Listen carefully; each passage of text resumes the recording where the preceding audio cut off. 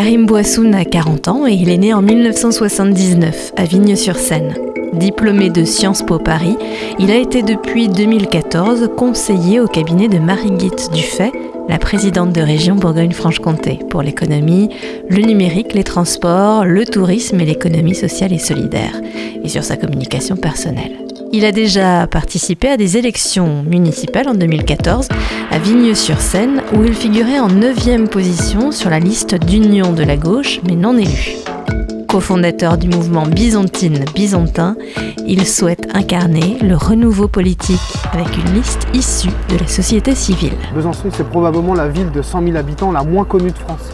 C'est-à-dire qu'en France, qu'on soit à Nantes, à Lyon, à Lille, à Paris, à Marseille, on ne sait pas où est Besançon. C'est un premier problème. Deuxièmement, il faut s'engager vers ce qu'on appelle l'économie de demain. Ça ne veut pas dire qu'il faut abandonner l'industrie, il ne faut pas abandonner l'horlogerie. L'horlogerie qui a un renouveau, qui sursaute en ce moment, on a de la chance. Et puis il ne faut pas abandonner non plus notre savoir-faire dans les microtechniques, les micromécaniques. Mais il faut s'engager dans des voies pour se différencier. Quand on est un chef d'entreprise, moi j'ai déjà créé une entreprise, on sent le marché. Donc le marché mondial, il est aujourd'hui à la croisée d'un certain nombre de chemins. Le premier, c'est celui de l'énergie. On va être de plus en plus nombreux, donc il faut pouvoir se chauffer ou se rafraîchir quand on est dans un pays chaud. Il faut aussi pouvoir alimenter nos usines, dans nos industries, chauffer des équipements municipaux, etc. Tout ça, ça coûte énormément d'argent et ça coûte beaucoup d'énergie et en plus le pétrole va disparaître. Donc l'énergie du futur, la seule qui va nous permettre de continuer à vivre dans une civilisation industrielle mais de protéger notre planète, c'est l'hydrogène. D'accord, vous pariez sur l'hydrogène à Besançon? On parie sur l'hydrogène à Besançon. L'hydrogène, c'est à Montbéliard. Il y a l'université technologique qui a engagé cette filière. C'est à Dole, juste à côté, où on invente les manières de stocker l'énergie électrique. C'est aussi à Auxerre, où d'ici quelques mois, vont circuler des bus à hydrogène et des trains à hydrogène. Je le sais parce que j'ai travaillé au conseil régional et j'étais en partie en charge de questions qui concernent les transports. Il y a des trains, des TER comme celui que vous empruntez pour aller à Dole qui vont circuler avec de l'hydrogène. Donc d'ici une vingtaine d'années, on n'aura pas d'autre choix que de s'engager dans cela. Donc nous, on propose que Besançon devienne un pôle européen. Ça ne se décrète pas. Mais le maire est un chef d'orchestre. On veut d'abord y dédier un lieu. Ce sera la cité Saint-Jacques, qui sera la cité de la croissance verte et qui va nous permettre de mettre sur le même site des universitaires, des chercheurs, des startups qui vont essayer de trouver des business autour de leurs trouvailles et aussi des grands groupes. Et à côté, un lieu qui sera un lieu de démonstration pour les familles qui permettra par exemple d'avoir un moment ludique pour découvrir les enjeux de cette planète qui a besoin à la fois d'accueillir de plus en plus d'habitants mais qui a des ressources limitées. Donc l'hydrogène, c'est fondamental. Alors, c'est le thème central de la campagne aujourd'hui. Vous allez sur tout ce qui est écologie, c'est ce qui est le plus important aujourd'hui? Ah oui, la question écologique est fondamentale. On parlait d'économie, mais au-delà de l'économie hydrogène, on n'a plus le choix maintenant. Il faut abandonner le tout voiture. Il n'y a jamais eu autant de circulation de voitures en circulation aujourd'hui en France.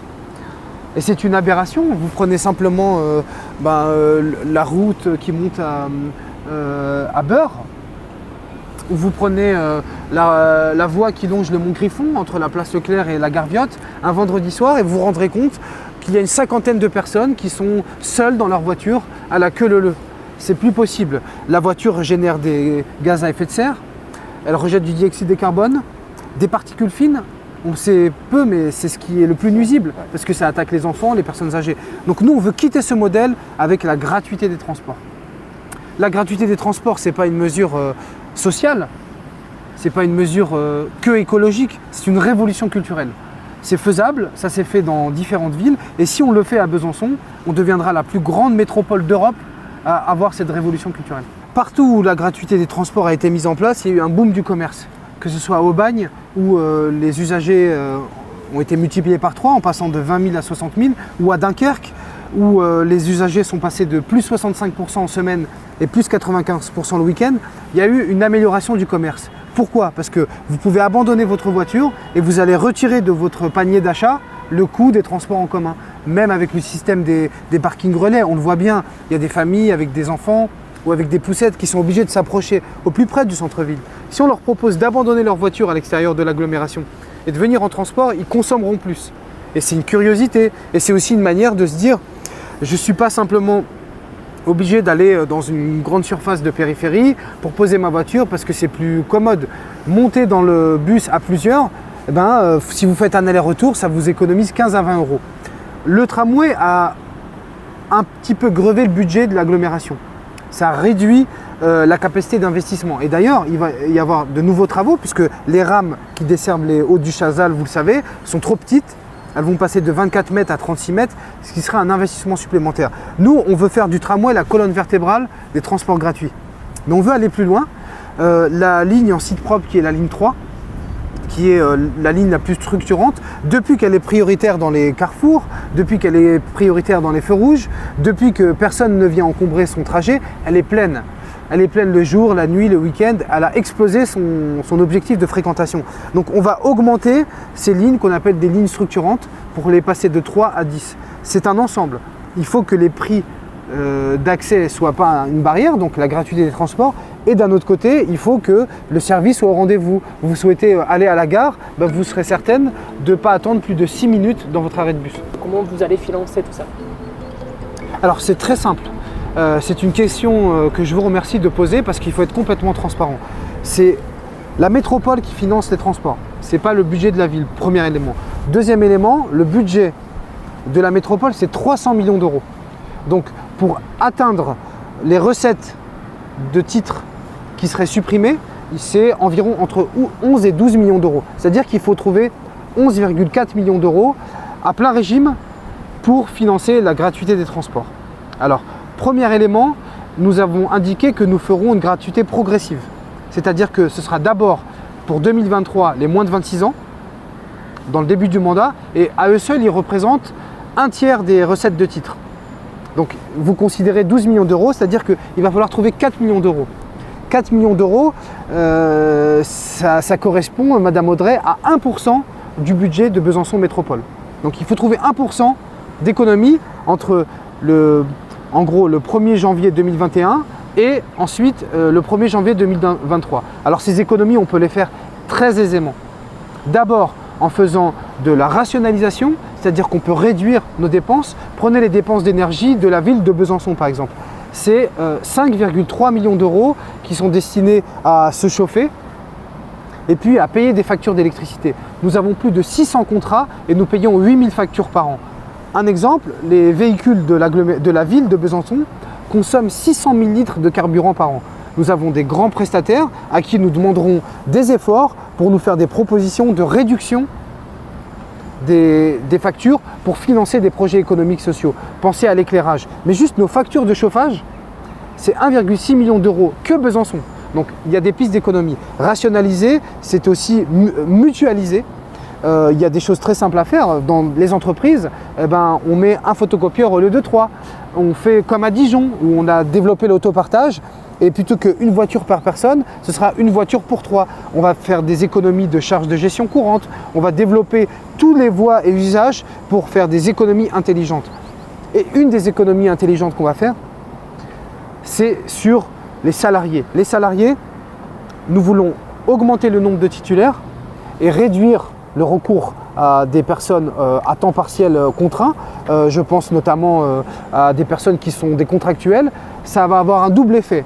Social parce que ça va réduire la précarité du travail pour des personnes à qui on fait appel de manière temporaire, comme les catégories C de la mairie qui ne sont pas des titulaires et qu'on appelle à des horaires décalés pour des salaires de misère, il faut le dire. Et en plus, ça va nous faire des économies de charges de personnel. Donc, sur les 3 premières années, il faut faire 1% d'économie. On pourra y arriver très largement sur la base d'un audit qu'on va lancer. Ensuite, il y a un deuxième tiers à trouver. Ce sont plutôt les personnes âgées qui représentent environ un tiers des abonnés. Et il va falloir trouver, vous l'aurez compris, également 1% d'économie supplémentaire, 1 à 1,5%.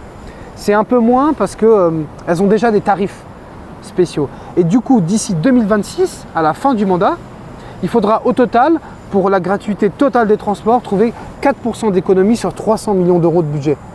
c'est largement à notre portée. Il ne s'agit pas d'un exercice de magie, il s'agit simplement d'un choix politique. Dépenser mieux en rationalisant, en mutualisant nos dépenses, demander à tout le monde de faire un effort pour qu'il y ait un changement de culture. Vous savez, les Anglais, aujourd'hui, si vous leur dites qu'il y a des pays dans le monde où vous allez chez le médecin et vous sortez et c'est gratuit, et vous allez à la pharmacie et vous achetez des médicaments et c'est gratuit, ben moi j'ai fait une partie de mes études à Londres, pour eux c'est une utopie. Eh bien, à la sortie de la Deuxième Guerre mondiale, eh bien, la gratuité des soins c'était une utopie. Aujourd'hui c'est une évidence. Avec nous, avec Byzantine-Byzantin, d'ici 6 ans, la gratuité des transports ce sera une évidence. Est-ce que dans votre programme il y a quelque chose qui va rendre la ville un peu plus verte, hein, qu'on ait moins de béton quoi, grosso modo? Est-ce que c'est quelque chose qui vous parle? Absolument. Ici on est sur l'héritage d'une vision de monsieur Micot qui était maire de Besançon et qui a compris l'intérêt d'un tel endroit. Donc les arbres que vous voyez qui sont plus que centenaires, c'est aussi l'époque des grands voyages, c'est aussi l'époque où on s'adressait par courrier des graines et on les plantait et ça avait un sens. Donc on est plutôt dans une civilisation de l'immédiateté aujourd'hui, on a oublié la relation à la nature, aux choses qui prennent du temps comme celle-là. Mais par contre, il y a une problématique sociale cachée derrière. Moi je vis dans le quartier des Chaprais. Je peux descendre ici avec mes enfants et en 15 minutes, on va profiter d'un endroit idéal. Mais tout le monde à Besançon et surtout les populations les plus démunies n'ont pas accès à ce site.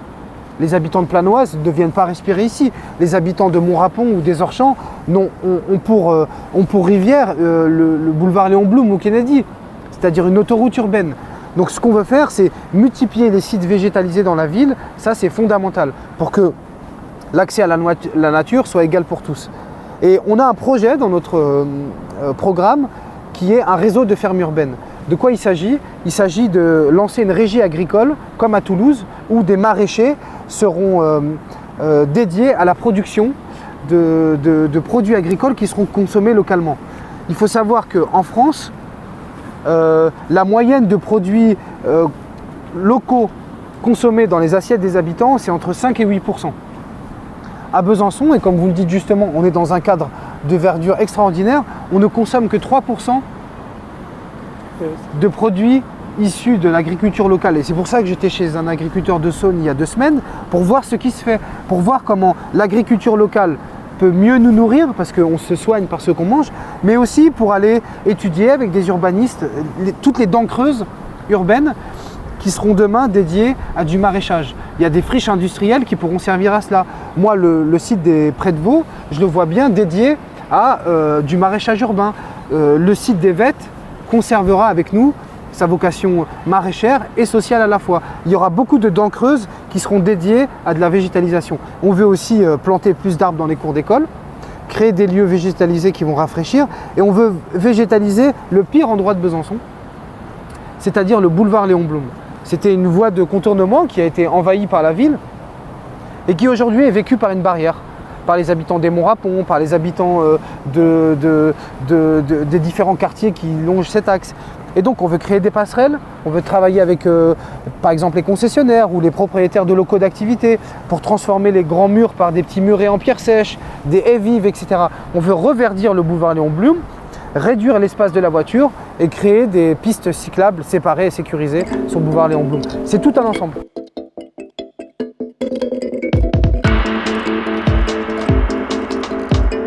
On s'est retrouvé à plusieurs reprises à devoir couvrir des événements comme par exemple des enfants qui se retrouvaient à la rue, des familles avec enfants en bas âge. L'ensemble des organisations, de l'administration, ils n'ont pas souhaité les aider, ils n'ont pas souhaité leur donner un toit. L'hébergement d'urgence ne fonctionnait plus, ils appelaient le 115 non-stop, ça ne marchait pas, il n'y avait pas de place. Il y a une association qui s'appelle Solmiret, Solidarité Migrants Réfugiés à Besançon, qui œuvre, qui essaie de faire au moins de les aider au minimum pour des choses basiques, sans parler de les aider pour des dossiers, etc. Alors, justement, ma question, vous êtes demain maire de cette ville de Besançon. C'est une ville où Victor Hugo était là, il est né ici. Donc c'est une ville où les droits humains, je pense qu'ils sont essentiels. En tout cas, c'est comme ça qu'on le ressent. Alors, est-ce que vous allez pouvoir faire quelque chose pas pour ces gens-là, mais au moins que ce genre de situation n'existe plus? C'est le rôle du maire. Aujourd'hui, on est trop caché derrière de la technique en disant je n'ai pas le droit. Sauf que parfois on utilise la technique et les arrêtés pour faire de l'antisocial. Pensez à l'arrêté anti-mendicité. C'est une erreur terrible. Je veux dire, il y a eu d'autres erreurs qui ont été faites, mais se dire municipalité de gauche et cautionner le fait de stigmatiser une population, c'est terrible. Nous, on veut les dénoncer, c'est-à-dire qu'on ne veut pas qu'ils puissent être réveillés à un moment spécial de l'année, que ce soit l'été ou pendant le marché de Noël, en disant on va mettre en place ça, on va mettre des personnes qui sont plutôt issues du prolétariat, pardonnez-moi, mais un policier municipal, il fait un métier extrêmement pénible. Il a un parcours difficile, il ne peut pas être policier municipal toute sa vie. Donc on va demander à des personnes qui sont plutôt au bas de l'échelle sociale d'aller s'attaquer à des personnes qui sont à la rue, peut-être parfois par choix, par mode de vie, mais parfois de manière contrainte. Donc de quelle société on veut ? Quelle société voulons-nous ? Une société où on instrumentalise la précarité contre l'ultra-précarité et l'exclusion, où on trouve un moyen d'organiser une communauté de vie. Et ben, le maire peut le faire. Autre chose, je pense quand même au bilan actuel économique et social de la ville. On me dit, oui, Besançon a une tradition d'accueil de la misère. Oui, d'accord, mais si c'est pour avoir de la misère et conserver sa misère et la laisser ici, ça n'a pas d'intérêt. La France est un pays de progrès. Je veux dire, on est parti d'une situation délétère où les familles ramassaient dans les années 50 parfois des ordures elles n'avaient même pas de quoi chauffer, à ramasser des ordures pour se nourrir, à une situation où aujourd'hui, la situation est meilleure. Et on est en train de nous expliquer à Besançon que on est déjà trop bon d'accueillir des pauvres et des migrants, donc ils ne vont pas trop se plaindre. Sauf que la situation, c'est que le taux de pauvreté aujourd'hui à Besançon, il est de 20%. 20%, c'est terrible. Vous avez 11 000 ménages et très souvent, vous parliez tout à l'heure d'enfants seuls ou abandonnés, de familles monoparentales.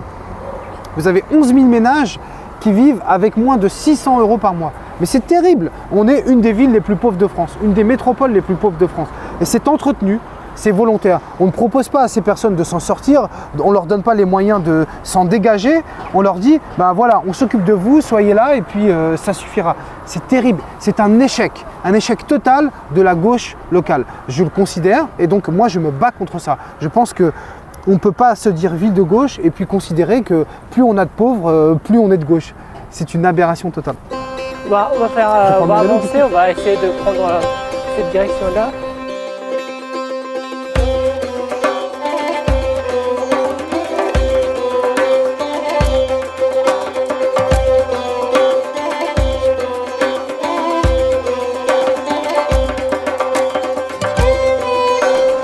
Edwy Penel est un ami. Il a publié une de nos tribunes signée par une trentaine de membres de notre mouvement sur le sens de notre démarche. Vous voyez, je prends le temps pour parler, j'espère que je ne vais pas vous donner trop de travail de coupe, parce qu'il faut de la nuance. Sinon, la petite phrase perdue, elle est complètement piégée dans le reste. Donc on a rédigé une longue tribune pour expliquer notre origine, ce qu'on souhaite faire, ce sursaut citoyen de gauche municipale, mais en dehors des partis. On est peut-être assez en avance, mais on est fiers de ce qu'on fait. On appartient à un réseau français avec des antennes qui sont par exemple à Romainville, en région parisienne, à Montreuil, ou bien à Limoges, à Strasbourg, à Marseille. Il y a des listes citoyennes qui se sont montées comme ça et qui se relient sous une bannière d'action citoyenne. Et puis on pense que c'est l'avenir. On pense qu'à l'échelle locale, vous avez quelqu'un qui a déjà monté une troupe de théâtre qui pourrait très bien gérer les dossiers culturels de la ville. Vous avez un ancien chef d'entreprise qui a du temps à dédier au développement économique de son agglomération qui peut très bien le faire. On n'a pas besoin d'être dans un parti pour gouverner. Oui. La société civile peut le faire. Ça reste une question à débattre dans le sens où on ne sait pas dans quelle direction on part. Un parti politique met devant une doctrine, une idéologie, quelque chose qui est très clair. On sait quelle direction on va prendre. Et du coup, quand on a affaire à des personnes qui ont fait quelques petites choses, évidemment, vous dites c'est les faits. Mais de l'autre côté, c'est un peu l'inconnu. Est-ce que demain... Je comprends votre il n'y a pas de... questionnement. Je suis philosophe de formation, Emma Audrey, et puis j'ai pris le temps, avant d'agir, avec tous les membres de mon mouvement, de se poser la question du sens. Alors, on a eu un long travail d'écriture et de vote sur nos valeurs. Nous avons 6 valeurs fondamentales qui sont la fraternité, les solidarités, la bienveillance, le développement durable, l'audace et la laïcité. Ça, c'est le noyau. On demande aux personnes de nous rejoindre plutôt sur la base de valeurs que d'appartenance politique. Donc les valeurs, on les a. Deuxièmement, on a une charte du mouvement byzantin qui est écrite, qui est publique, qui est prise en main par chacun des nouveaux membres. Et enfin, nous avons écrit cette tribune qui prend le temps de dire le sens. Donc la question du thème, pour moi, du sens de notre engagement, elle est déjà réglée. Ce qui me pose plus problème, c'est que ceux qui prétendent avoir une infrastructure idéologique, ceux qui disent la gauche c'est nous, les solidarités, etc., sont les plus prompts à changer d'avis, que ce soit à Besançon, avec une liste socialiste qui bascule En Marche, avec des adjoints communistes ou Verts ou PS, je pense qu'elle est là l'aberration. L'aberration, elle est je serai le président dont l'ennemi sera la finance, et ensuite je fais le CICE. Donc je pense qu'il y a beaucoup plus de critiques à apporter à ceux qui dévoient l'idéologie, à ceux qui sont plutôt des girouettes. Je suis en train de publier mon 3e ouvrage justement sur l'idéologie et sur la permanence des idées. On ne peut pas s'engager en politique sans savoir ce qu'est la laïcité, par exemple. La laïcité, c'est un principe de la République. Il est dans la Constitution, elle est égale, la laïcité, pour vous et pour moi. Ce n'est pas une religion, elle n'appartient pas à un camp plus qu'à un autre. La laïcité, c'est la liberté de conscience déclinée sur le plan religieux, c'est-à-dire que vous pouvez croire ce que vous voulez et ce que je veux moi, et c'est la neutralité du service public. Ça ne va pas plus loin. Il n'y a pas des personnes qui sont détentrices de la laïcité plus que d'autres. Et donc, si vous voulez, il y a des personnes qui sont des élus aujourd'hui de la République et qui confondent la laïcité avec une valeur. Ce n'est pas une valeur, c'est un principe. Et donc nous sommes là aujourd'hui face à toutes les contradictions des partis politiques. On a décidé de se prendre en main.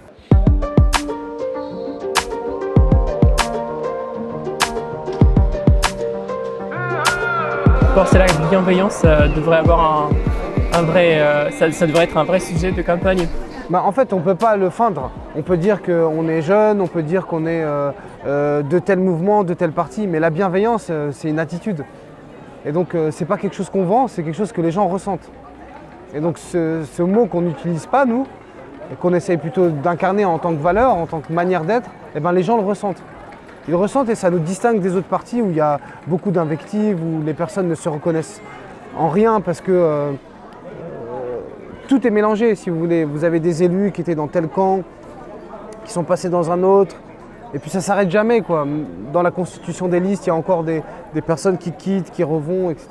Mais c'est aussi votre... les partis ne sont plus des repères, en fait. Mais c'est aussi un peu votre début en politique, quelque part, j'ai envie de dire. Du coup, vous n'avez pas beaucoup d'historique non plus, parce que c'est un peu plus simple d'aller vers des députés ou des personnes qui ont été déjà en politique, qui ont fait des erreurs, qui ont dû faire des choix. Ça permet de les invectiver, comme vous dites, mais quelque part, quand on démarre, c'est un peu ça, c'est qu'on peut aller que sur des valeurs humaines, pas sur du passé politique. Vous voyez ce que je veux dire ? Mais je crois qu'il y a des partis politiques anciens qui sont toujours droits dans leurs bottes et qui incarnent des valeurs. J'en connais quelques-uns, je ne vais pas les citer parce que je suis en campagne.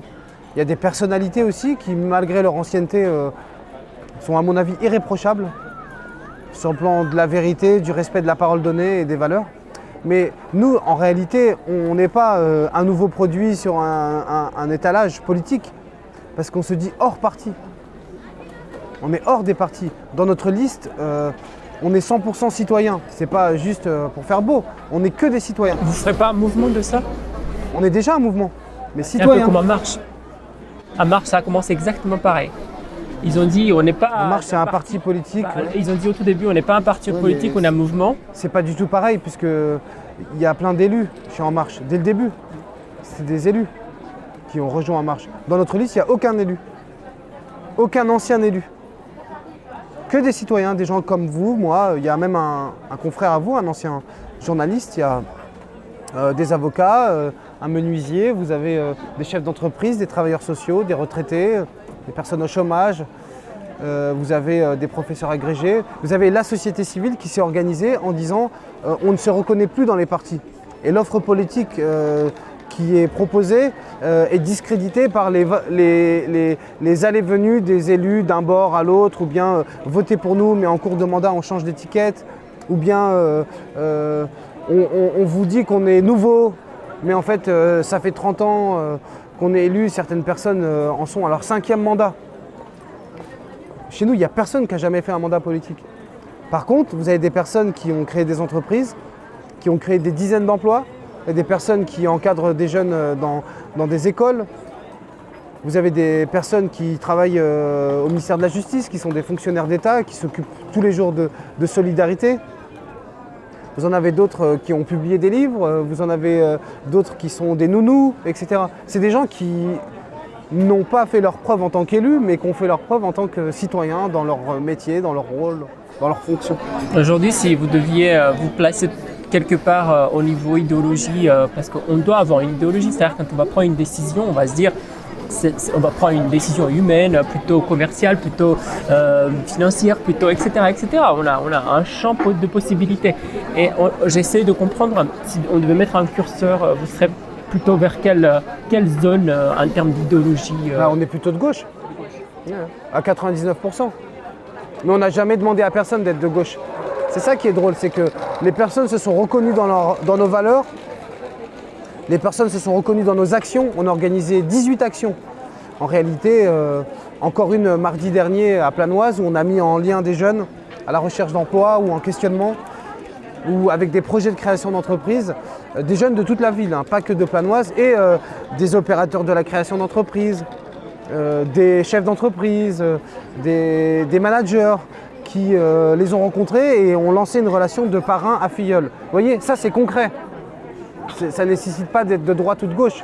On a un retraité de la banque dans notre liste, on ne lui demande pas s'il est de gauche ou pas. Il adhère aux valeurs, il agit.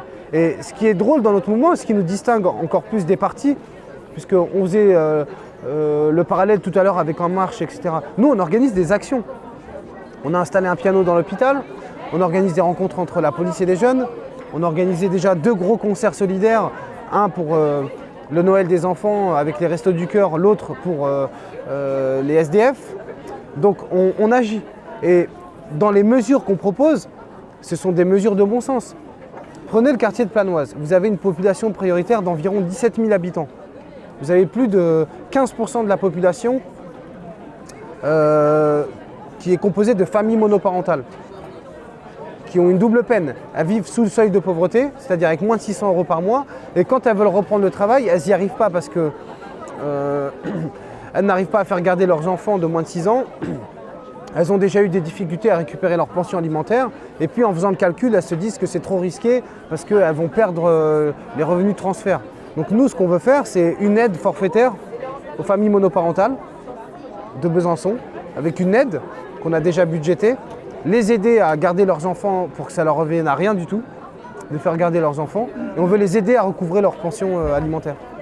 On veut agir pour mettre en place un réseau de fermes urbaines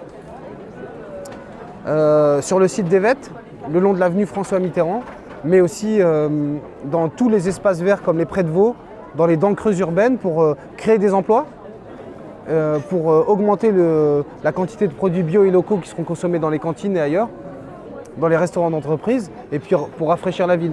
Alors qu'est-ce qu'on fait d'Evet du coup Les Vets, ça restera vert. Ce sera soit des loisirs verts, soit des espaces maraîchers. Non, il ne faut pas construire, il ne faut pas bâtir, bétonner. Mais aujourd'hui, il y a quand même des petits jardins, des petits... Non, on conservera la vocation maraîchère et naturelle des Vets.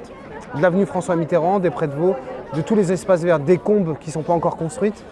Il vaut mieux construire à la périphérie. Il vaut même mieux construire des maisons de qualité et détruire des grands immeubles parce que l'habitat social, il est concentré à Besançon. Planoise, c'est 42% de l'habitat social de Besançon. D'accord ? Ça, on sait. Mais c'est 38% de l'habitat social de l'agglomération. Nous, ce qu'on veut, c'est construire des immeubles à taille humaine et puis aussi des maisons à loyer modéré à taille humaine ailleurs, dans l'agglomération. Pour laisser les espaces verts ici et pour construire des espaces sociaux, d'habitat social, plus connectés avec la nature. C'est fondamental. Alors, pour la culture, on n'avait pas parlé vraiment, mais est-ce qu'il y a quelque chose, vous avez un programme là-dessus, sur la culture, sur le divertissement, sur les associations, évidemment, je pense. Oui, bien sûr. On est ici à côté du musée des Beaux-Arts où il y a une exposition temporaire que je suis allé visiter. Mais quand on fait un sondage sur la centaine de personnes qu'on a rencontrées cette semaine dans les quartiers de Besançon, personne n'y est allé. Le budget de cette exposition, c'est 500 000 €. ce qui correspond au budget du sport amateur à Besançon. C'est une aberration, si vous voulez. On est attendu partout sur ce qu'on peut faire pour les clubs sportifs, pour les associations culturelles, pour les troupes amateurs, pour les petits concerts et pour la culture populaire. Et en fait, il n'y a pas de moyens. Donc on veut faire en sorte de créer par exemple un festival culturel amateur, une fête des quartiers, autour d'une fête communale, en brisant les barrières qu'il y a entre la culture classique et la culture populaire. On veut organiser des fêtes de quartier, des animations de quartier. On veut soutenir l'art urbain, ça c'est fondamental. Il y a des quartiers entiers de Besançon qui sont complètement abandonnés par l'art. Vous avez des maisons, des zones d'activité, des feux rouges, des trottoirs, mais vous n'avez pas de peinture sur les murs, vous n'avez pas de rond-point avec des œuvres d'art.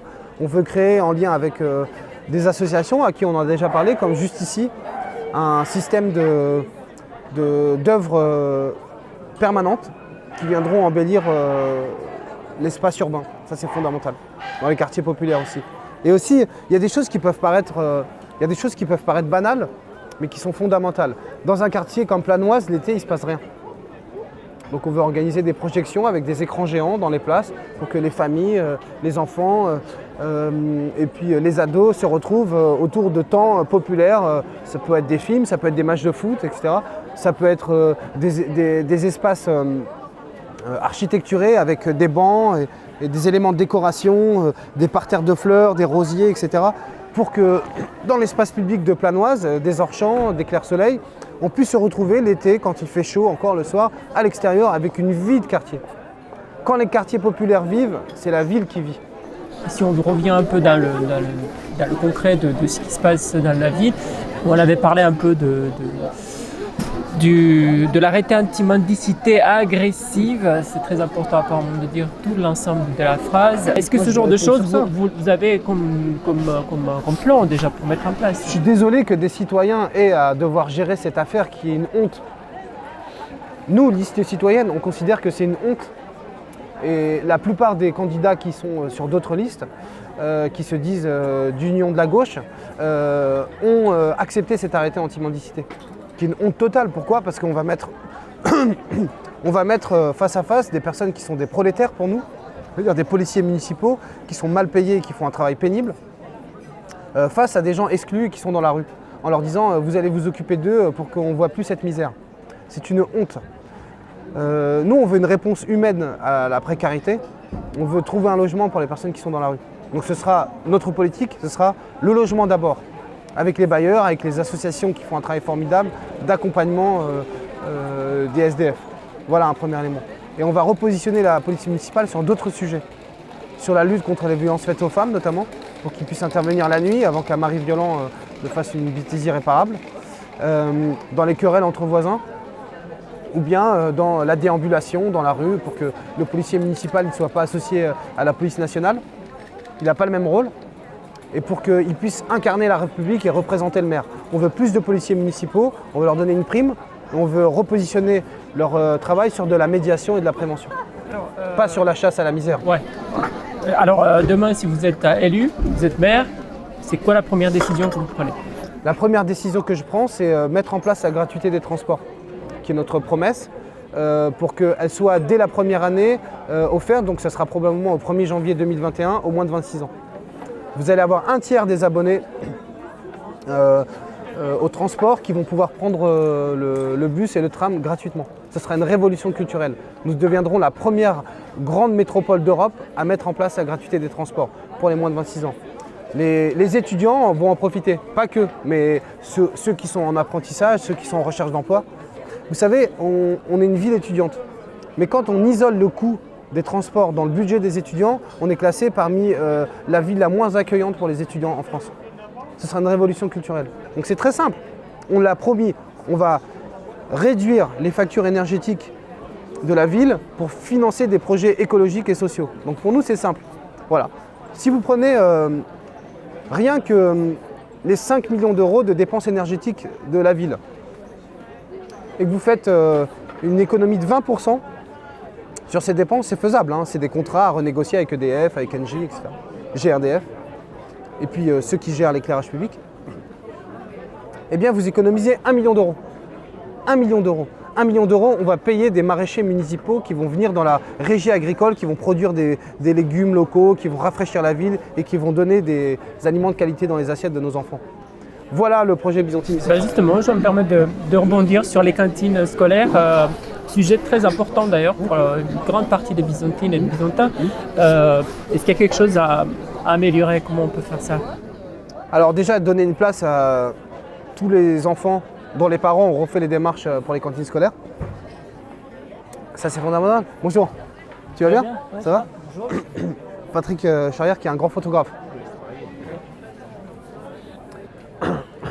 Donc on va assurer une place à tout le monde dans les cantines scolaires. Qu'on ne vienne pas dire au maire que c'est pas possible. Le maire, il est là pour assurer l'égalité du service public. Donc ce sera possible dès septembre 2020. On voudrait proposer un repas végétarien par semaine avec des produits locaux dans les cantines.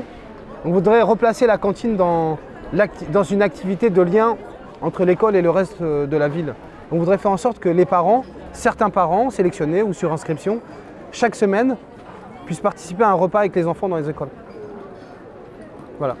Impliquer un peu plus la population. Impliquer les parents, faire constater aux parents le travail qui est fait par les équipes, donner un coup de main aux serveurs, aux animateurs, faire en sorte d'avoir une éducation au goût et puis faire en sorte que l'école soit ouverte au reste de la société.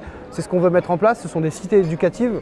Il y aura un lieu dans lequel les personnes âgées pourront venir dans les temps périscolaires. On veut associer plus les associations culturelles et sportives à la qualité de l'éducation. On va faire ensemble que tout ce qui peut contribuer à l'épanouissement des enfants soit mis en place dans des cités éducatives pour tous les enfants de Besançon, entre 3 ans et 25 ans. À chaque âge, il y aura une prise en charge. Alors, c'est un programme politique au final, c'est une politique. Pourtant, je vais venir à la question quand même qui taraude la plupart des gens avec lesquels je discute, les citoyens, je veux dire. Ils font plus du tout confiance dans la politique. Et vous, personnellement, est-ce que vous faites encore confiance dans les politiques, dans la politique, dans sa globalité? Bien sûr, je ne considère pas que la politique est un gros mot. La politique, c'est quand on rentre chez nous et qu'on a un impôt foncier ou une taxe d'habitation à payer, ou qu'on consomme des services de la municipalité, ça va dans les caisses de la ville. La ville de Besançon gère environ 100 millions d'euros d'impôts des habitants. Ce sont des choses qu'on paie, vous et moi, certains n'en paient pas, mais consomment des services publics. Tout ça, c'est pas un jeu. Tout ça, ça a été trop sali. Et justement, il faut le récupérer. Et nous, ce qu'on propose, c'est que les citoyens construisent un projet de développement pour la ville. La politique, c'est tout ce qu'il y a de plus noble. La politique, c'est savoir où on place le curseur entre humilier des personnes dans la précarité dans la rue ou les prendre en charge par la collectivité parce qu'on veut être humaniste avant tout. C'est ça la politique. La politique, c'est pas les calculs de carrière ou les assemblages d'étiquettes. Mais c'est aux citoyens aussi à faire la différence. Nous, on ne considère pas que les habitants doivent attendre de nous une révolution du monde.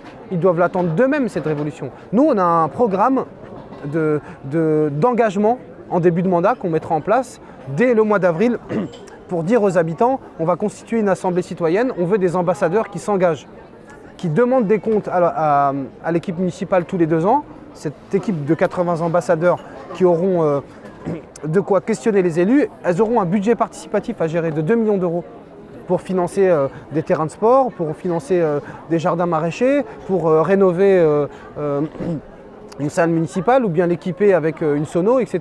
Donc on veut que les citoyens s'engagent. Ce qu'a fait Byzantin jusqu'à présent, c'est participer à la vie de cette ville. Quand vous avez un piano qui est à l'hôpital et qu'on n'a demandé aucune subvention ou aucune autorisation, c'est le résultat de l'engagement citoyen. Et pour nous, ça, c'est de la politique. Vous voulez redonner la noblesse à ce mot avec par votre action? À notre échelle, nous, on fait notre part à Byzantin. On considère qu'organiser une rencontre de foot entre la police et les jeunes, avec des parents, des repris de justice qui jouent sur le terrain avec des policiers de la brigade anticriminalité, c'est de la politique. Et si nous, on l'a fait à quelques-uns, maintenant on est déjà 700 adhérents, imaginez-vous 20 000 Byzantins qui se bougent et qui changent de logiciel sur la politique. En disant la politique, c'est j'arrête de râler, je ne fais pas que rentrer mes poubelles ou aller chercher mon courrier. Quand je sors dans la ville, je démontre que j'ai un rôle à jouer et je fais changer les choses à mon échelle. Voilà. C'est une nouvelle culture qu'il faut installer et Byzantin à la tête de la ville de Besançon, c'est ce qu'on va faire. Alors, dernière chose, après, on est dans les temps, juste regarder la caméra comme si c'est quelqu'un qui ne fait pas vraiment confiance, hein, il va falloir lui expliquer pourquoi il faut vous voter, vous. Eh bien, Byzantin, c'est une liste 100% citoyenne, c'est-à-dire qu'il n'y a aucun membre de parti politique et aucun élu dans notre liste. En réalité, on s'engage parce que nous faisons un constat et nous avons une passion. Le constat qu'on fait, c'est que Besançon perd des habitants, les entreprises sont asphyxiées, la pauvreté explose, nous avons 11 000 ménages qui vivent avec moins de 600 € par mois. Et puis nous avons un très très grand déficit écologique puisque la ville est polluée, parce que des quartiers entiers suffoquent sous les canicules et que les espaces verts de la ville sont dédiés à des projets immobiliers. Alors nous, on a un projet de développement pour répondre à tous ces défis. En matière d'écologie, on propose la gratuité des transports, d'abord pour les moins de 26 ans, les plus de 60 ans et à la fin du mandat pour tout le monde. Deuxièmement, on veut mettre en place un réseau de fermes urbaines qui vont créer d'emplois, donner à manger des produits bio et locaux à nos enfants dans les cantines et qui vont rafraîchir la ville. En matière d'économie, on veut développer les nouvelles filières, créer des réseaux de formation pour les jeunes au chômage et mobiliser notre avantage comparatif. Notre avantage, c'est la ceinture verte autour de Besançon pour attirer des familles et c'est les relations avec la Suisse qui sont un marché pour nous et qui sont aussi un pourvoyeur d'opportunités avec un jumelage avec Lausanne ou encore un partenariat entre nos universités. Et enfin, sur la citoyenneté et la cohésion urbaine et sociale, on veut en finir avec l'apartheid. C'est-à-dire que la séparation entre la ville et les quartiers populaires, on n'en veut plus. On veut désenclaver Planoise, l'Équerre-Soleil, Montrapon. On veut construire des habitats sociaux dans des endroits verts où il fera bon vivre. On veut mettre en place une assemblée citoyenne avec des ambassadeurs devant laquelle les élus rendront compte 2 fois par an de l'avancée de leurs promesses. Et puis on veut mettre en place un budget participatif. Ce sera 2 millions d'euros sur le mandat. Et dans chaque quartier de Besançon, il y aura 30 000 € par an à dépenser dans des projets d'intérêt local. Ça peut être équiper une salle, construire un terrain de sport ou bien faire une fresque murale, etc. Donc vous voyez, nous, dans notre liste, nous avons beaucoup d'idées et surtout nous avons des personnes qui apportent du sang neuf, des nouveaux visages, un nouveau projet et nous vous invitons à voter Byzantin pour faire entrer Besançon dans une nouvelle époque. Voilà, merci.